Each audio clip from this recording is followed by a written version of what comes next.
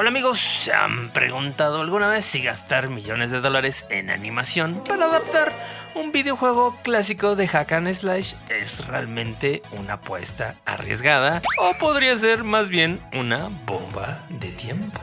Pues imagina 8 episodios con una estética digna de Animatrix o de Batman, la serie animada, pero en este caso con un Dante más joven y sarcástico que nunca. Por lo que hoy, amigo, te voy a decir si esta serie animada de Devil May Cry realmente es un infierno épico o un purgatorio de ideas mal digeridas.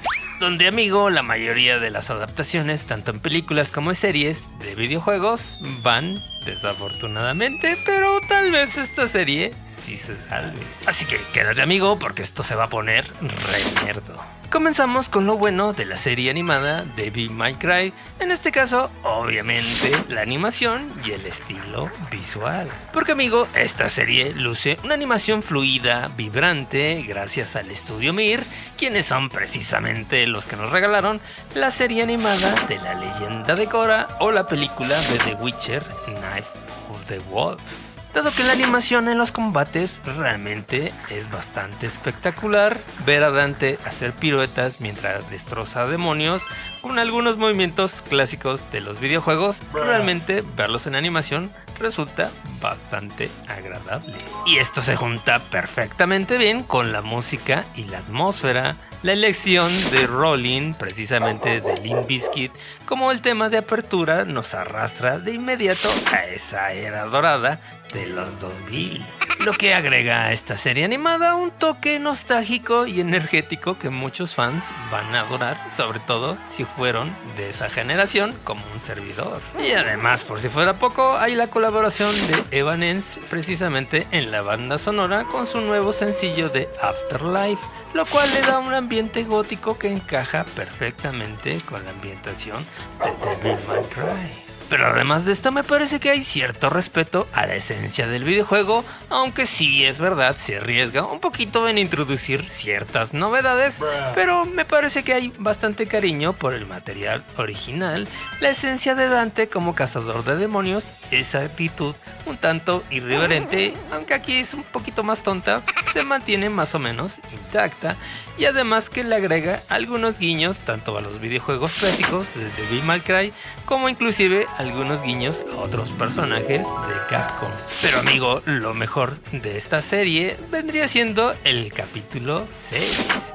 Porque realmente ahí las cosas como que cambian bastante. No solo cambia el estilo narrativo, sino también el estilo de animación.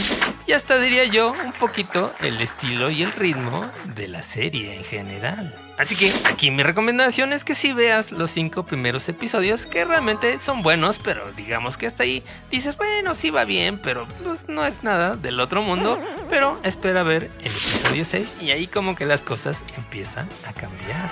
Y es aquí donde precisamente te digo que sí, se arriesgaron en introducir ciertas novedades y francamente es algo que me hubiera gustado que lo hubieran hecho un poquito antes, por ejemplo, en el episodio 3 y repetirlo otra vez en el episodio 6. Francamente creo que hubiera quedado una temporada aún más completa. Y otra cosa positiva de esta serie vendría siendo precisamente esa voz grave del presidente Baines, que es precisamente interpretado por Kevin Conroy, sí, el Batman, y es obviamente de sus últimos trabajos antes de que falleciera este gran actor. Pero amigo, no todo lo que brilla es oro, pasemos ahora a lo malo. El guión y los diálogos un tanto forzados. Aunque el ritmo, en este caso de la acción, es bastante bueno, algunos diálogos se sienten un tanto forzados y hay unos momentos narrativos que resultan un tanto raros. Y ojo al dato, no es que estén mal escritos, realmente me parece que el guión no está tan mal, pero la cuestión aquí sería más bien las decisiones de los personajes, es donde realmente, sin revelar spoilers, hay decisiones en personajes que realmente nos hace preguntarnos si tiene algo de lógica o simplemente se hicieron para nada más sorprender o hacer giros en la trama y en la historia. Como por ejemplo algunas decisiones con el vicepresidente incidente o algunas elecciones que tuvo el personaje de Marie, que a final de cuentas sí como que te rascas la cabeza diciendo ¿y por qué hizo eso? No tiene ninguna lógica. Así que amigo, a veces sí resulta un poquito confusa y poco justificada, así como también me parece otro punto negativo vendría siendo algunos efectos y algunos detalles en la animación que no son del todo 100% pulidos. Sobre todo amigos, donde se agrega un poquito de animación 3D, como que sí se ve un poquito desigual si la comparas sobre todo con la animación 2D, que francamente sí está mucho mejor realizada.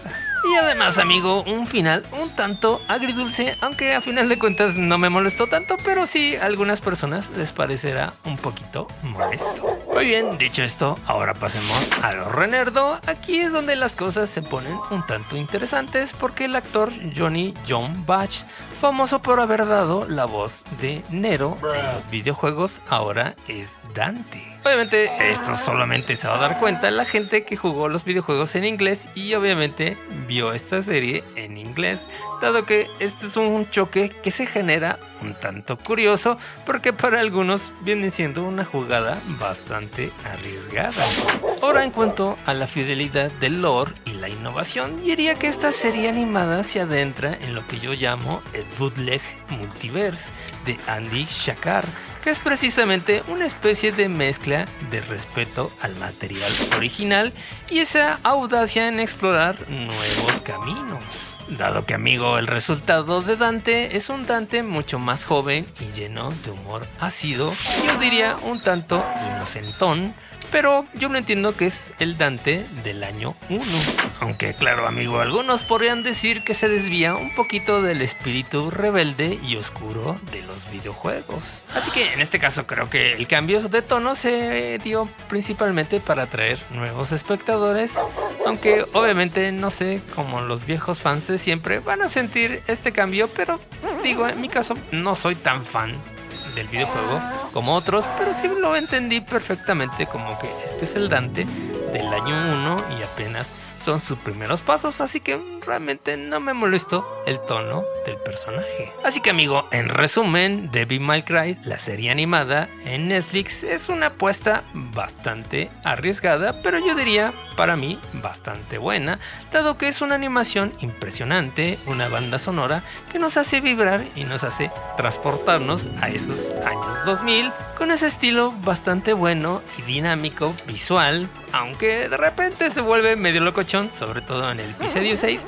pero francamente creo que es lo que más agradecí de esta serie, así que te recomiendo mucho, sobre todo ese episodio, así como quizás podemos decir que se ve un poquito empañado por el guión, que a veces los personajes se comportan de maneras extrañas, pero de ahí en fuera me parece que todo funciona bastante bien, así que si eres fan de la acción o de la cultura geek o de los videojuegos de Capcom, seguramente te va a gustar esta serie. ¿O qué opinas tú amigo? Te leo en los comentarios. ¿Crees que Devil May Cry realmente cumple con tus expectativas o es puro humo? Te leo en los comentarios y no te olvides de darle like, suscribirte y recomendar este video con tus amigos. Eso nos ayuda mucho a seguir adelante. Gracias por el apoyo, así como también te recomiendo este video con la crítica de la película Minecraft, con lo bueno, lo malo y lo renerdo. Nos vemos en el próximo video. Gracias, bye.